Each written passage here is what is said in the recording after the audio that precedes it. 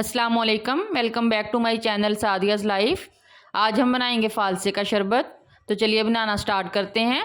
फ़ालसा हमने पहले से ही साफ़ कर लिया है और अच्छे से धो लिया था। सबसे पहले हमने जग के अंदर फ़ालसा डाला है और इसके अंदर चीनी डाली है, पानी डाला है।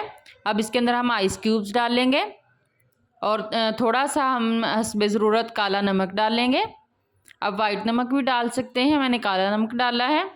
अब इसको ब्लेंड होने देंगे 1 मिनट के लिए। तकरीबन 1 मिनट हो चुका है। अब हम इसको छलनी की मदद से छान लेंगे ताकि इसकी गुठलियाँ जो हैं वो निकल जाएं सारी। अब एक स्पैचुला की मदद से हम इसको अच्छे तरीके से छान लेंगे, इसका जूस अलहदा कर लेंगे। तो मज़ेदार फ़ालसे का शरबत हमारा रेडी है। आप भी बनाइए, खुद भी पिए और बच्चों को भी पिलाइए। अब एक गिलास के अंदर हम आइस क्यूब्स डाल के इसको सर्व करेंगे। दुआओं में याद रखिएगा। इसी तरह मिलते रहेंगे नई नई रेसिपीज़ के साथ। अल्लाह हाफिज़।